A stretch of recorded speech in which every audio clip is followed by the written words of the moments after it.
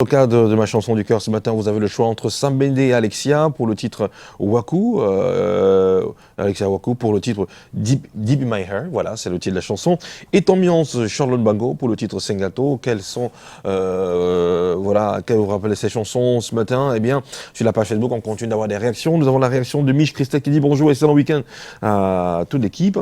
Mon choix de ma chanson du cœur est Sengato de Ambiance et Charlotte Bango. J'ai pas de souvenir particulier avec le titre là, c'est la mélodie est très belle. Merci beaucoup pour votre contribution. Léontine Wenga, Tambio, Charlotte Bango, j'adore cette chanson. Bon début du week-end à vous, merci, mais à vous aussi. Florence Corny, Tambio, Charlotte Bango, souvenir. Bon début de week-end à tous mes frères et sœurs du côté de Mbouda, à Mbouda là-bas. Recevez le bonjour fraternel du Canal Matin.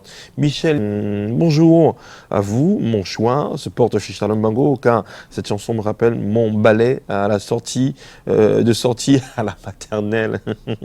Vous avez encore ce souvenir? Eh bien, vous avez une mémoire. Vous avez une mémoire qui est comme je dis quoi? Un cordio. Voilà. Glory Pueno, bonjour à tous. Depuis le plateau, mon choix est porté sur Charlotte Bango. Ambiance, bonne journée à vous en studio, merci, c'est gentil de votre part. Aris Noubon, bonjour les amis, moi je choisis Tom et Charlotte.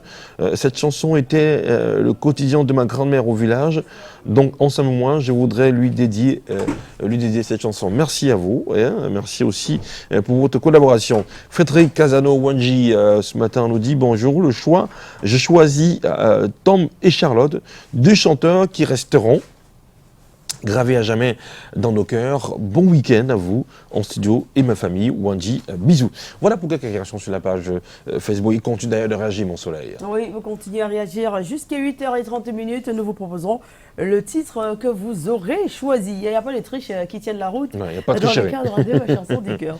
Pourquoi on tricherait d'ailleurs?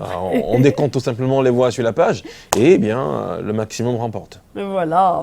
Allez, on va parler maintenant de Chan 2020 avec M. Patrick Christian Debord pour la chronique Regard sur l'actu. Bonjour Patrick Christian Debord. Bonjour Souflane, bonjour à Thierry Carole. Bonjour. Et bonjour à nos téléspectateurs ce matin. Alors, on veut, la CAF veut voir on ne peut plus clair. On va dire que la Confédération africaine de football n'a visiblement pas encore satisfaction sur l'état des préparatifs de ce grand rendez-vous. Oui, effectivement, le rendez-vous qui est prévu pour le début du mois d'avril, en principe, il devrait déjà être dans les pipes en termes d'éléments visibles et en termes aussi d'animation. Quand on sait très bien que nombreux des pays africains qui acceptent ou qui sollicitent d'organiser des compétitions comme la CAN ou le CHAN ne le font forcément pas parce qu'il y a une rentabilité tout au moins financière immédiate. Il y a d'autres ingrédients en termes de rentabilité, mais il y a surtout la fête. Comme on veut voir ce football festif, ce rendez-vous qui est surtout une fête pour le continent africain. Et donc, ce sont ces éléments, en tout cas si on s'en tient à ce courrier daté du 8 mars dernier, que la CAF adresse au secrétariat général de la Fédération camerounaise de football, on peut effectivement se dire qu'il y a des zones d'inquiétude, puisque la CAF intitule d'ailleurs ce courrier, son objet est point important pour l'organisation du CHAN. Et donc on voit à travers les différents éléments que la CAF décline, autant sur le plan médical que sur justement les dispositions à prendre pour que les stades soient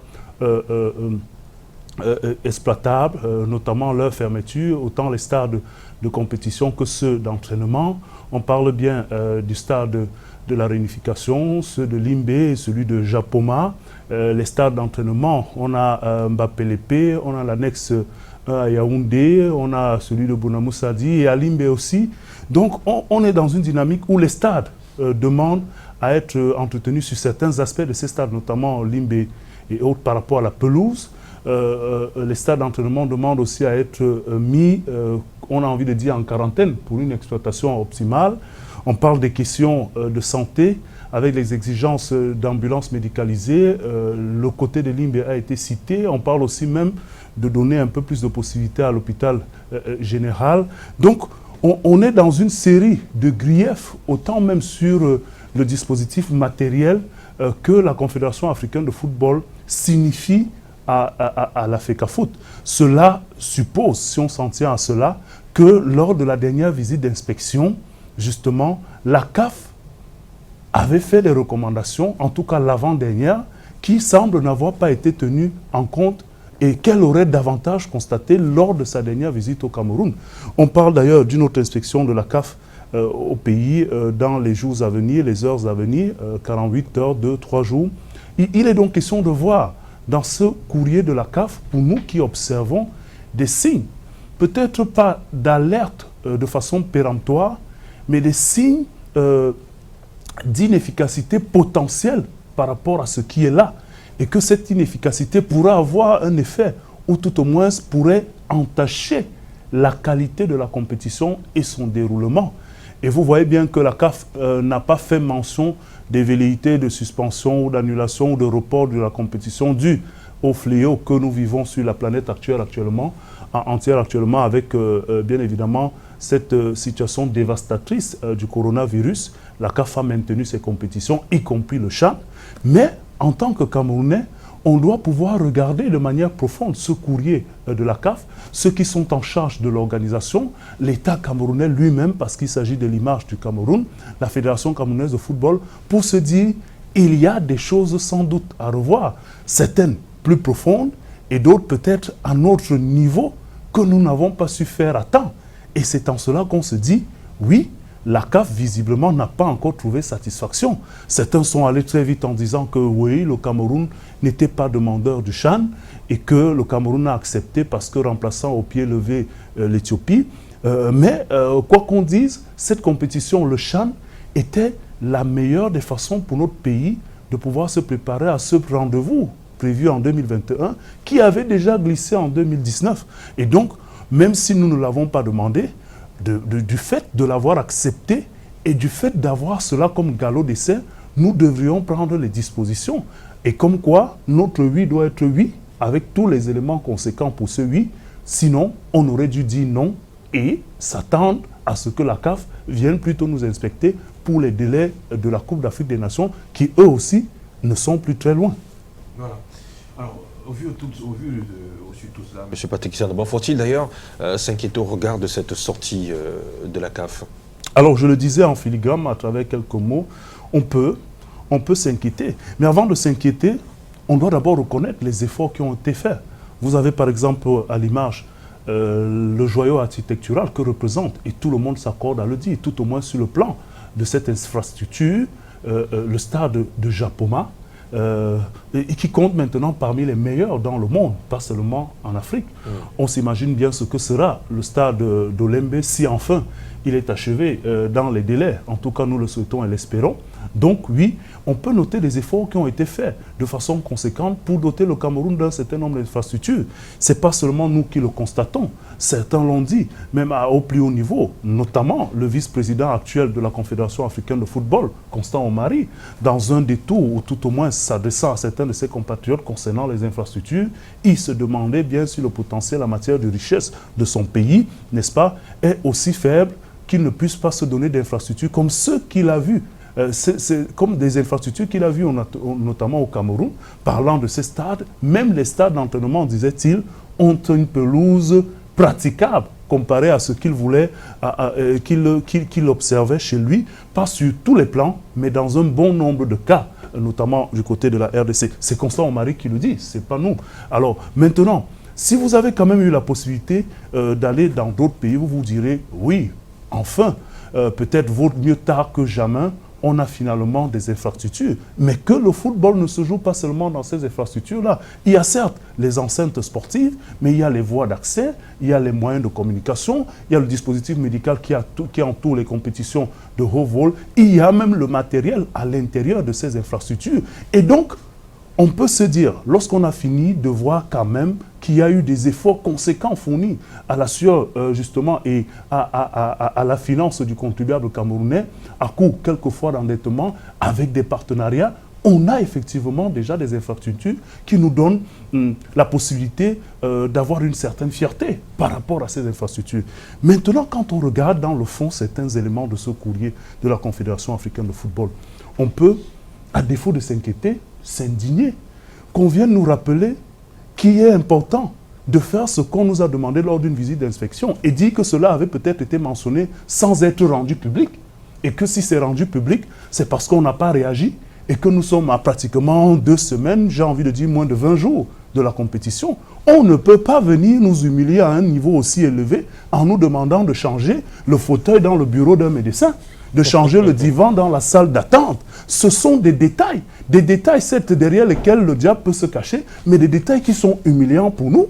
Pour ceux qui sont en charge de cette organisation, nous avons certes des problèmes. Le Trésor a certes des difficultés. Mais quand on voit à côté un certain nombre de défenses qu'on peut faire, on se demande si c'est beaucoup plus le manque de volonté, le manque de professionnalisme ou le manque de mesures par rapport aux conséquences que cette inefficacité peut entraîner dans l'image qu'on a de notre pays et les conséquences qui peuvent s'en suivre. C'est quand même révoltant de savoir qu'on puisse nous demander de changer le fauteuil dans le bureau d'un médecin.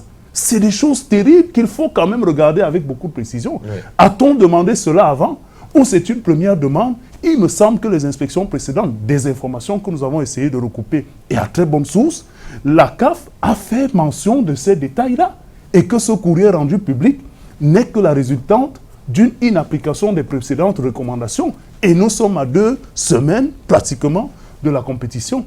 Et il y a des détails pour lesquels on peut se passer. Nous avons déjà beaucoup de problèmes, tout au moins autour de cette organisation, qui sont plus importants, qu'on n'a pas besoin de s'encombrer de ce genre de mise en exergue de nos incapacités. Et donc, si vous avez à côté, on vous demande par exemple des ambulances médicalisées, c'est peut-être des coûts, mais cela n'est pas demandé maintenant.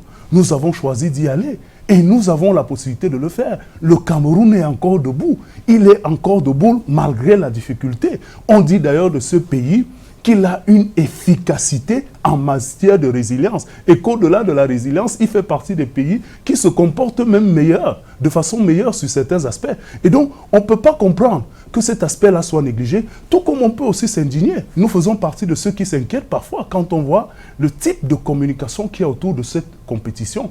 Nous nous disons, effectivement, ce football, ce rendez-vous en Afrique, c'est d'abord un événement festif. Et pour faire la fête, il faut associer tout le monde. C'est vrai que nous avons des difficultés actuellement dans notre pays. C'est vrai que pour quelques-uns, il y a des dissensions. Mais en même temps, nous sommes déjà engagés.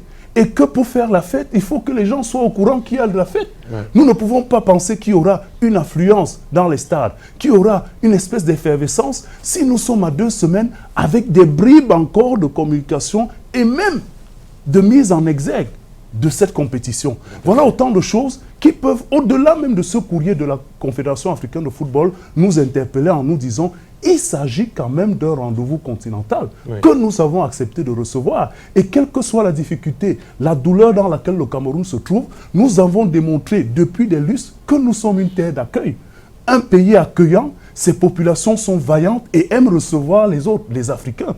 Quelles que soient les difficultés et même les risques de santé, pour ne pas s'éloigner de l'actualité, il est clair que nous avons l'obligation de taire un tant soit peu nos douleurs pour nous préparer de la meilleure manière à accueillir le continent africain à travers sa jeunesse qui vient pour cette compétition. C'est vrai que c'est une compétition qui, autour de cette compétition, on n'a aucune communication. On ne dirait pas qu'il y a un chant au Cameroun parce que vous baladerez dans les artères de la ville de Douala qu'on ne verra rien du tout qui parle du chant. Et c'est peut-être ça qui peut être regrettable. On commence à voir quelques bribes, mais on doit quand même se dire que on peut faire mieux. Le Cameroun a la ressource. Il faut que ça résonne. La ressource humaine.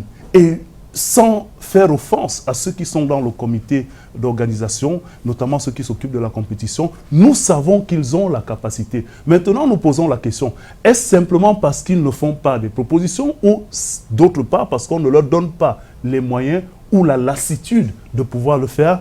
Autant de questions qui suscitent quand même un certain nombre d'inquiétudes. Comment voulons-nous préparer notre festin si ce festin-là n'est déjà pas, on ne s'en imprègne pas nous-mêmes au niveau des populations. Encore qu'il y a le débat sur les tickets d'entrée. Comment va-t-on gérer par rapport au coût habituel de ce qu'on sait dans nos stades? C'est vrai qu'il y a des standards de la CAF en matière de montant des billets, tout au moins autour de la billetterie. Mais nous sommes dans une fête qui demande qu'on mette un peu plus de bouchées pour que tout le monde soit au courant de ce qu'il y a une fête et que les uns et les autres se préparent ou bien donnent le minimum possible pour que la fête soit belle. Bien sûr. Mais bon, on espère tout simplement que d'ici là, les choses auront changé. Hein. C'est ce qu'on espère en tout cas. Merci beaucoup, monsieur votre Christian Devant, pour cet autre numéro de Regard sur l'actu. Nous allons maintenant tourner une petite page, Chouchou, un brin de musique, hein, et on reprend André Mirabeau-Mahop tout juste derrière pour la session sportive.